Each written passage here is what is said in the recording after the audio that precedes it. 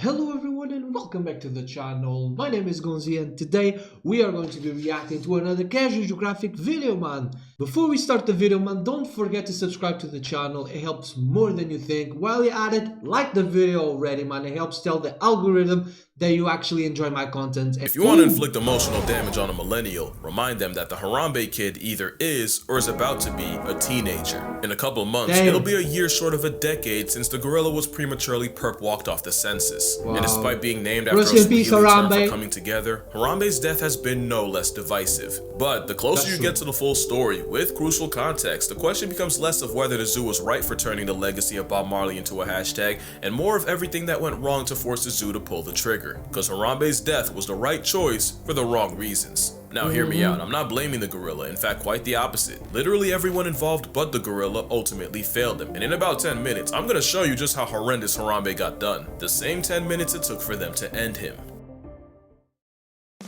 Flashback to 2016. Eggs were $1.68, a light skin in Under Armours was no-scoping entire teams, and Kanye was still Kanye.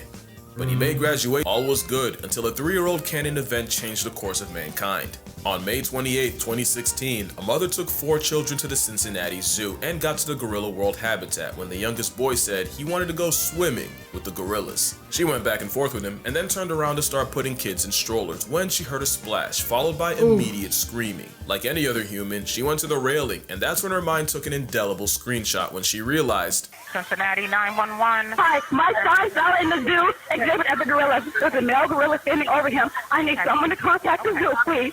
He's dragging my son. I can't watch this. In an unfortunate case of free will, the 3-year-old climbed the 3-foot fence, army crawled through 4 feet of bush, and before anyone could grab him and save the timeline, he fell 15 feet straight into the gorilla mode, where he was confronted by 450 pounds of adult primate. Harambe didn't seem especially aggressive, but watching him ragdoll the toddler likely took years off his mother's life. No one could say what was going through the gorilla's mind at the time, but we know what went last, because at about 4:10 p.m., about 10 minutes after the boy fell in, a member of the Cincinnati Zoo Dangerous Animal Response Team life-retired Harambe with a bullet to the head. And life as we knew it was never the same. The slain simian was mourned by millions and memed by even more, to the point where there are people who use their right to vote on the corpse of a Kennedy gorilla, and that is the most political statement that will ever come out of this channel. But before we can judge what had to be an impossible decision, it's only fair to look at every angle, starting with the nature of gorillas. Gorillas aren't the menaces to society and skyscrapers we thought they were. Male gorillas are way more child-friendly than the average O-rank and chimpanzee. It's been said that the males that babysit more are considered more attractive to a tribe of hairy women. That's how they got their name. And being good with kids is more of a turn-on than size, strength, or status. It's proven that guy gorillas on daycare duty will have 5 times as many children as those that avoid it, which is probably why they fight so hard for custody. You've never seen a gorilla hit the burners like that. But gorillas don't need Maury, they'll even step up for children that aren't theirs. A couple years back, the alpha gorilla of a group in Rwanda got sick, and since in sickness and in health is a human construct, the 4 gorillas of the group left, abandoning not just their baby daddy, but their progeny as well. With the infants barely old enough to feed themselves, it should have been curtains. But this story had a plot twist. The sick male had a brother, Kubaha, and Unc stepped up and looked after them. They'd sleep in his nest, treat him like a literal jungle gym, and he single-handedly kept the next generation up. And Kubaha wasn't an anomaly. In 53 years of gorilla research, it's proven that orphan mountain gorillas that lose their mothers early on don't have a greater risk of becoming a statistic because the males will often step in. Not only did a different study show the exact opposite happens to baby chimps, monkeys, and baboons that get the Bambi treatment, even if they do survive, they inherit 0 social rank and virtually no chance at having children. It's the same story for animals like elephants, orcas, and hyenas. Being motherless is social cyanide, but not gorillas. Having one mom short of a full house, has 0 effect on their social status, and it's believed that since mama gorillas often dip out before their babies mature, the males have evolved to cushion the blow. Plus with chimpanzees murking monkeys, bush babies, that's a bush baby, and even doikers for food, and even the good vibes tree hippie known to turn lorises into lunch meat, gorillas pretty much being knuckle-walking lawnmowers probably doesn't hurt Harambe's case. Gorillas go out of their way to avoid conflict, and you really won't see them beating on something weaker than they are, unless they did something to deserve it. But there's always a but. The rules of nature often change when you're talking about captivity. A wild orca has apparently never depulsed a person, but those confined to a glorified fishbowl have a body count. Pandas normally mate, date, and procreate no less than the average black bear, but those in captivity often get less play than Helen Keller's Spotify. In captivity, mother gorillas will often reject their own babies, and it happens a lot more than you would think, so maybe the parental instinct doesn't apply as much to a gorilla behind the glass. Yeah, no, because if I had a nickel for every time someone's son ended up in a gorilla enclosure, I'd already have 2 nickels by the time player number 3 decided to keep the tradition alive and airdrop himself to the gorilla grotto. On August 16th, 1996, another 3-year-old fell nearly 24 feet into the Brookfield Zoo gorilla exhibit. In a scene you've definitely seen before, 8-year-old Binti Jua climbed down to the boy, cradled him in her gorilla arms for nearly 60 feet, and gently placed him at the employee entrance where officials could get him. But what you might not know was that Binti was one of those gorillas rejected by her mother and was hand-raised by humans. Part of this raising meant her caretakers had to train her to be a mother once she became pregnant with the same baby riding shotgun while she rescued the boy. Part of this training included handing off her baby to staff for checkups, so there was low-key an argument as to whether this was an actual gorilla guardian angel or just an animal doing what it had been trained. Well, almost a decade earlier in 1986, 5-year-old Levin Merritt followed the same script, falling into the gorilla pit and knocking himself all the way out. And 25-year-old Yumbo stood protectively over the boy, gatekeeping any other gorilla from him, and when the child regained consciousness and cried out, instead of matching his energy, the silverback calmly led his family to a small hut on the other side of the enclosure. But unlike Binti, Yumbo wasn't human-raised or trained in childcare. This was actual gorilla free will that looked after the injured kid. So now you might be confused, because if you were on the fence on the Harambe happening, hearing about their social psychology and the gorilla history lesson would have surely kicked you onto the Harambe side. Well, every gorilla is different, so let's talk about the story of Harambe, before he became a hashtag. Harambe was born in the Gladys Porter Zoo in Brownsville, Texas, May 27, 1999, meaning he had just turned 17 when he got sniped. Just like Binti, he was also rejected by his mother Kayla when he was only 3 weeks old. So, zoo director Jerry Stone hand-raised Harambe, taking him home. The tiny gorilla was by all means his family. Jerry was actually the one to help Harambe's grandparents settle in after they arrived from Africa, and he was even there at Harambe's birth, cutting the umbilical cord. He changed diapers, got up at midnight to feed him. Nobody had put in more Harambe hours than Jerry.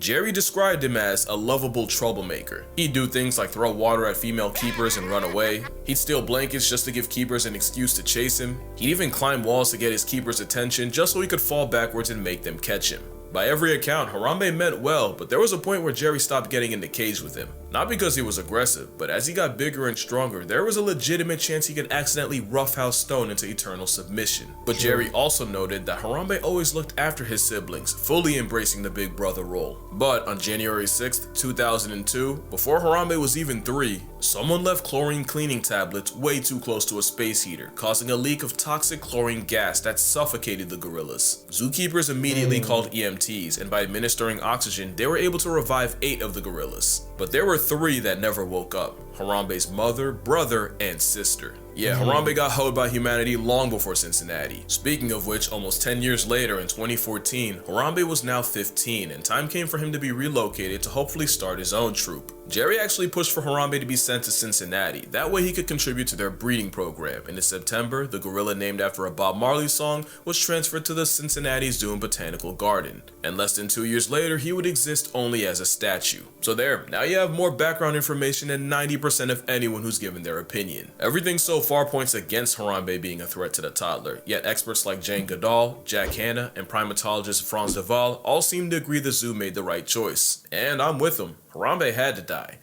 But why? Basically, it was the best of a bad situation. A lot of people say tranquilizers, but tranks don't work the same way they do on TV. It can take 10 minutes to take effect, even longer when the animals turned up. There was a story of 2 polar bears wandering too close to town in Churchill, Manitoba, and the first bear was slept and put in polar bear jail. Yes. But the second bear had no reaction to the same trank. If anything, it probably made him mad. But the real reason tranquilizing wasn't an option. This is Cha-Cha the chimp. Cha-Cha went full Caesar and escaped the Yagiyama Zoo in Japan, and I want you to see what happened the moment he got darted.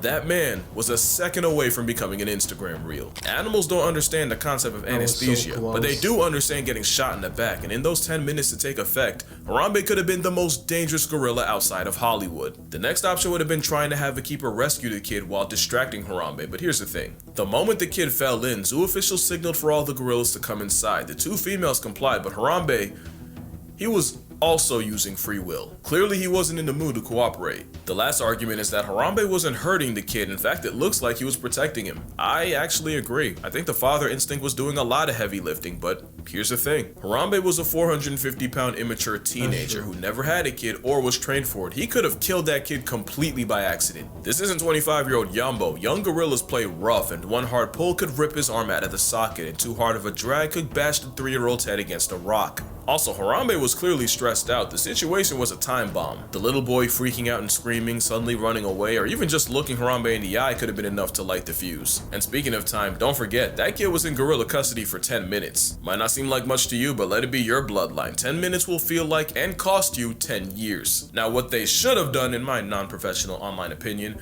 was get anyone who wasn't a keeper, paramedic, or zoo vet, get him out of there, form a perimeter, something. I feel like all this could have been avoided if you didn't have a whole coliseum yelling at my mans. Silent game would have been golden, but at that point it was too late for all that, and so the last option meant erasing an endangered species and future father. I don't like it, you don't like it, nobody's happy, but let's be real. Think about what the conversation would be if that kid became a chalk outline right there. Well, I can tell you, because it's happened. November 4th, 2012, Pittsburgh Zoo. Mother lifts her 2-year-old over the railing for a better view. Mother ignores several warnings and signs. Mother somehow lets child slip, and Maddox Durkosh fell, bounced off a safety net meant only for phones and cameras, and touches earth inside the enclosure. Problem was, the toddler landed with the African wild dogs. The most efficient pack hunters in Africa, the ones infamous for turning body to buffet before it can pass away. Look, I can spare you the details, just know it was quick, it was gruesome, and there was nothing anyone could do. The Durkoshes would file a wrongful death lawsuit against the zoo, seeking $300,000 because you can't put a price on life, but you can pay a lawyer to try. The family and the zoo would reach a confidential settlement. The endangered dogs were all relocated, except for the one shot by cops, and the entire exhibit was repurposed for another endangered African predator, the cheetah.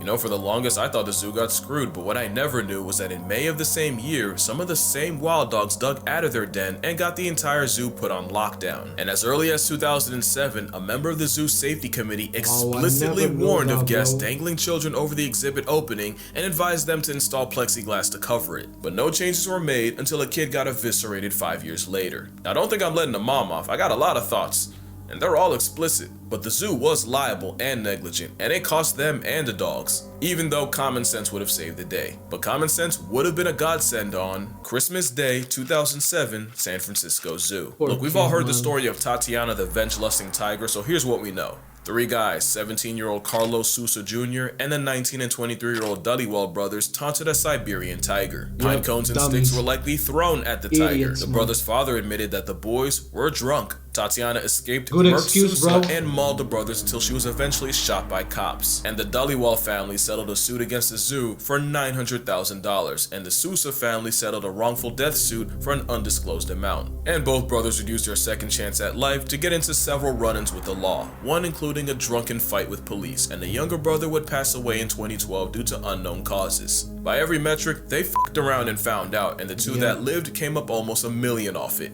But two things can be true. The zoo screwed up bad because days after the attack, they said the moat Tatiana had escaped from was at least 20 feet tall. Turns out it was 12 and a half, a full 4 feet lower than federal safety standards. And if you know tigers, that is one fuck of an oopsie. But also, after killing Sousa, Tatiana tracked the brothers down, but because cafe employees refused to let the two in, the Siberian Fury pulled up outside the cafe and mauled them again. It took 6 full minutes for zoo employees to realize that the brothers weren't drunk idiots screaming. They were drunk idiots screaming, but not lying about a tiger John Wicking them. And because the zoo was under a Code 1 lockdown, it took another 5 minutes for zoo security to let police and fire units in. Those extra 10 minutes mean a lot when you're actively getting turned out by a tiger. And it probably would have saved Sousa's life. Two things can be true. Tweedledee, Dim, and Dumbass pissed off an apex predator and earned themselves a nomination for a Darwin Award while getting an endangered species past tense in the process. But the zoo was also painfully negligent in every aspect, especially since just a year before, keeper Lori Cummigan was mauled by the same tiger while feeding her through the enclosure's grill, and Tatiana's temper tore the skin off her arm, resulting in several surgeries, skin grafts, and California OSHA fining the zoo for safety violations. Lori would also sue and would also settle for an undisclosed amount. And after Tatiana's final act, the zoo would raise the barrier from 12.5 to 19 feet. So you see, the zoo and Harambe were screwed the moment someone spawned into his enclosure. And really, Harambe was dead the moment he chose free will. In fact, if that child would have died, Harambe certainly would have been past tense, all the gorillas might have been packed out, and the zoo would have been sued beyond oblivion. The zoo would modify Gorilla World by raising the outer barrier and loading up on netting and fencing, but the real victims here were Harambe, the child, and gorillas as a whole. And as much as I want to dump on the mom, well, the internet's kind of done that already, but kids are walking kamikazes. Not excusing it, because damn it, watch your crotch and the things that come out, but you don't think a kid will, till they do. Mama, I love you, I really do, but when I was about knee-high, my mom turned away for a second at the park, and when she turned back, she saw me on the other side of a pond leaning in. And if both my parents didn't go Usain Bolt and catch me before I fell in, well, we know how that story ends. I also almost got kidnapped. And I only say that now because my mother never lets me forget it. But yeah, that's gonna do it. Drink water, hug your mother, hold your kids. They're stupid. Rest in primate Harambe, and I'ma see y'all Rest in peace, in the next one. So yeah, man, it is what it is. Bro's right. Like, watch your kids, man. I know it's complicated. Like, I'm the oldest of 3, 4 with me. Like, just my little sister alone has 2 instances where she just did kid stuff. Like, we are all in the beach, the family all together. Kids are sneaky, bro. And she sneaked off. We are in the beach, and yeah, we were right here, right? This is the river. And my little sister, she was like, what, 4, 5, around that. She went on her foot alone, yeah, low tide, by the way. All of this, and came right here. We found her right here. All our family together. She just went and nobody saw her. There was people around here. Nobody saw her. Because we had a whole beach in this section looking for her. And nobody saw her. Until my brother darted out with me behind him wearing only one sock, yeah. Yeah, I took my sneakers to the beach because I didn't know we were going to the beach. Then we found her right here.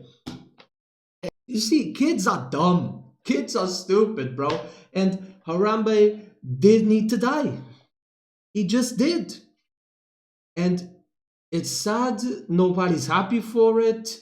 Rest in peace to bro. But it did. He was a male gorilla that if the kid looked at him in the eye, the kid could have died right there. And it's sad. Nobody's happy for it. Me neither. Rest in peace again. But yeah. It is what it is, man. But yeah, guys, thank you so much for watching the video, man. Shout out to Casual Geographic, homie stays the GOAT, and I'll see you guys in the next one. But before we go, like the video, subscribe to the channel, all that good stuff. All glory to God, and goodbye.